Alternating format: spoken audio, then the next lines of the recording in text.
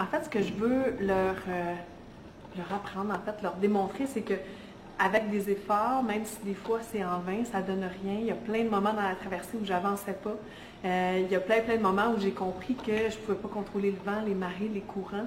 Mais je veux leur faire comprendre, en fait, que le plus important là-dedans, c'est de faire des efforts pour changer d'attitude. C'est à partir de là, le changement vient de nous. C'est pas l'extérieur qui va nous aider, c'est vraiment nous qui décidons de foncer puis de vraiment changer d'attitude. Puis c'est à partir de là que les choses arrivent. L'effort, c'est pas juste une journée dans la semaine, c'est à tous les jours, c'est dans la constance, dans l'effort. C'est ça qui est difficile, c'est d'être constant, de faire des efforts constamment. Si je pouvais baisser les bras puis arrêter, mais si je faisais ça constamment, mais ça n'aurait jamais avancé. Il n'y a rien d'acquis, il n'y a rien d'immuable. Le succès, tu l'as quand tu l'as atteint. Tu ne peux pas crier au succès, t'asseoir sur tes lauriers avant la fin.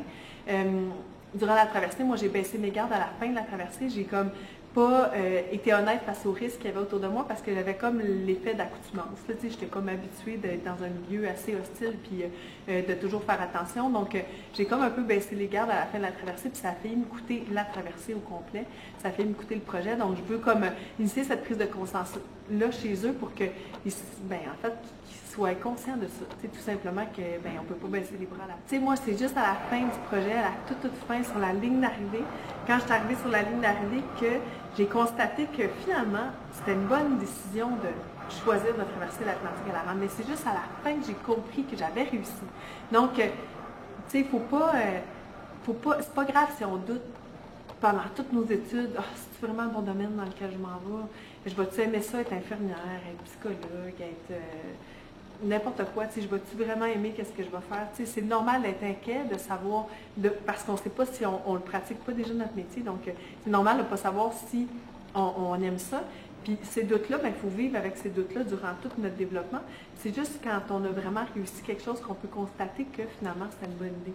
Donc, ce doute-là, il faut s'en servir pour travailler plus fort puis être encore plus déterminé. Parce que si j'avais su dès le départ que si quelqu'un m'avait dit, n'importe qui, tu vas le réussir en telle année, telle heure, telle date, j'aurais peut-être travaillé beaucoup moins fort pour réussir ce projet-là.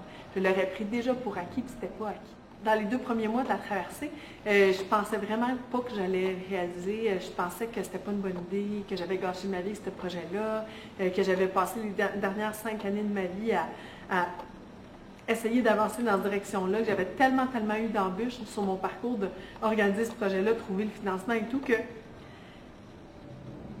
j'étais sûre à certains moments là, que j'avais ruiné ma vie avec ce projet-là, puis je me disais, c'est plate, t'as vraiment gâché ta vie, t'as vraiment pas pris une bonne décision, puis là, t'as perdu 5 années de ta vie à te préparer pour quelque chose qui ne marche pas. Donc, ces moments-là, j'étais persuadée, là, 2 samedis, 2 week-ends de suite, où je pleurais ma vie là, sur ma couchette, puis je me disais, aïe, il y en a qui réussissent leur vie, il y en a qui réussissent pas, puis toi, tu l'as pas réussi. Puis j'avais vraiment cette impression-là, mais après ça, il fallait que je dérange cette émotion-là pour vraiment passer à d'autres choses. Puis quand tu es dans cette impression-là, tu passes pas à l'action, tu subis. Ça fait en sorte que j'ai changé, mais c'était juste la prise de conscience de dire, OK, il faut que je change d'attitude parce qu'il n'y a pas personne qui peut la changer pour moi, puis c'est la seule chose sur laquelle j'ai du contrôle. Puis c'est après ça que j'ai commencé à avoir du plaisir, puis vraiment à aimer, me rendre compte de la chance que j'avais de réaliser un rêve. Il y a tellement de monde sur Terre qui ne réalise pas leur rêve, Fait que là, je regardais juste ce qui était beau et ce qui était positif dans ma journée. C'était vraiment sur la ligne d'arrivée, j'ai juste fait comme, coudonc, c'était une bonne idée de traverser l'océan à rame. C'était comme juste une espèce d'affirmation qui venait de moi, puis c'était aussi vrai que la journée que j'ai découvert que c'était possible de traverser l'océan à rame, puis je me suis dit, oh boy, c'est ça que tu vas faire. OK, bon. J'ai eu le vertige la journée où j'ai découvert que c'était possible, puis à la toute fin, la traversée sur ma ligne d'arrivée, j'ai fait comme « Ah, finalement, c'était une bonne décision ». Fait que ça a comme un peu bouclé la boucle de la prise de conscience que ce projet-là existait, puis de « OK, finalement, je l'ai réussi ». OK, ça a vraiment bouclé cette boucle-là.